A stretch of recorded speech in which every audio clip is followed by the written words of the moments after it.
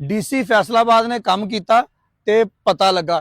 ਅਸੀਂ 2 ਦਿਨ ਪਹਿਲੇ ਸਿਰਫ ਆ ਵੀਡੀਓ ਲਾਈ ਸੀ ਕਿ ਜਿਹੜੇ ਬੰਦੇ ਇੱਥੇ ਵਾਕ ਕਰਨ ਵਾਸਤੇ ਆਉਂਦੇ ਆ, ਜਿਹੜੇ ਬੰਦੇ ਇੱਥੇ ਬਹਿਣ ਉੱਠਣ ਵਾਸਤੇ ਆਉਂਦੇ ਆ, ਉਹਨਾਂ ਦਾ ਬੋ ਦੇ ਨਾਲ ਬਹੁਤ ਬੁਰਾ ਹਾਲ ਹੁੰਦਾ। ਇੱਥੇ ਜਿੰਨਾ ਜਿੰਨਾ ਕੂੜਾ ਸੀ ਨਾ, ਯਕੀਨ ਕਰੋ ਕਿ ਇੰਨੀ ਲੱਤ ਉਦੋਂ ਸਾਡੀ ਡੁੱਬ ਗਈ ਸੀ। ਅਸੀਂ ਤੁਹਾਨੂੰ ਵਿਖਾਈ ਵੀ ਸੀਗੀ। ਸਾਡਾ ਅੰਦਾਜ਼ਾ ਇਹ ਸੀਗਾ ਕਿ ਸਵਾ ਕੁ ਮਹੀਨਾ ਲੱਗੇਗਾ, ਸਵਾ ਮਹੀਨੇ ਦੇ ਵਿੱਚ ਇਹ ਸਾਰਾ ਕਚਰਾ ਜਿਹੜਾ ਨਾ ਇਹ ਚੱਕਿਆ ਜਾਏਗਾ, ਇਹਨੂੰ ਦੁਬਾਰਾ ਸਾਫ਼ ਸੁਥਰਾ ਕਰ ਦਿੱਤਾ ਜਾਏਗਾ। ਲੇਕਿਨ ਸਵਾ ਮਹੀਨਾ ਤੋਂ ਬਹੁਤ ਦੂਰ ਦੀ ਗੱਲ ਆ। 48 ਘੰਟਿਆਂ ਦੇ ਵਿੱਚ ਡੀਸੀ फैसलाबाद ने ਤੇ DGPH ਨੇ ਦੋਨਾਂ ਨੇ ਰਲ ਕੇ ਬਿਲਕੁਲ ਇਸ ਗਰਾਊਂਡ ਨੂੰ ਸਾਫ਼ ਕਰਵਾ ਦਿੱਤਾ। 2 ਦਿਨ ਤਾਂ ਲੱਗੇ ਆ, ਲੇਕਿਨ 2 ਦਿਨਾਂ ਦੇ ਵਿੱਚ ਸਾਰਾ ਗਰਾਊਂਡ ਜਿਹੜਾ ਵਾ ਉਹ ਕਲੀਅਰ ਹੋ ਗਿਆ। ਜਿਹੜੇ ਇੱਥੇ ਲੋਕ ਵਾਕ ਕਰਨ ਵਾਸਤੇ ਆਉਂਦੇ ਆ, ਜਿਹੜੇ ਇੱਥੇ ਲੋਕ ਵੈਸੇ ਆਉਂਦੇ ਆ, ਉਹ ਜਨਾਬ शुक्रिया अदा करते पे आ ਡੀਸੀ फैसलाबाद का ते DGPH का, जिन्हों ने काम किया।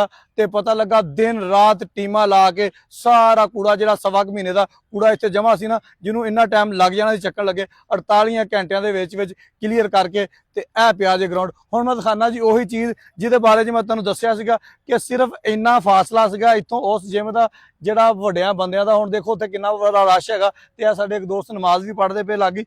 इन्ना फासला सी सिर्फ। उस तो बाद बच्चों वाला ग्राउंड विचों दिखा दी मौसम विचों दी ग्राउंड दिखा दे जरा। इन्ना फासला सी बच्चों वाले ग्राउंड का इत्थों ते इत्थों जनाबे वाली बेबहा किस्म की बहुत जाती पई सी इन्हां सारे लोगों नूं। लेकिन खैर देर आए दुरुस्त आए, बहुत अच्छा काम आ। साडी जनाबे वाली खबर के उपर ਡੀਸੀ फैसलाबाद कैप्टन नदीम नासर ने नोटिस लैके फौरी तौर पर यह मसला हल करवाता। फिर इत्थे गल नहीं खलोती, कल्ला यही मसला हल नहीं करवाया। जाओ जाके झूले चेक कर लो, सारे झूले रंग करवा दिते। जाओ जाके ट्रैक चेक कर लो, जिथे जिथे चिब खड़े पे सी ना, सारे चिब खड़े जिहड़े आ वो दूर कर दिते। तुहानूं किते भी 1 इंच घाह जिहड़ा ना वो लंबा नज़र नहीं आएगा, सारा बैलेंस करके कर दिता वा। हुण मैं गुजारिश करांगा कि यह चीज़ां जिस तरह दीयां साफ सुथरियां हैगियां वा, जिहड़े मुलाजमीन इत्थे काम करदे ने इस तरह साफ सुथरियां रखण ते बहुत मज़ा आंदा। बहुत शुक्रिया।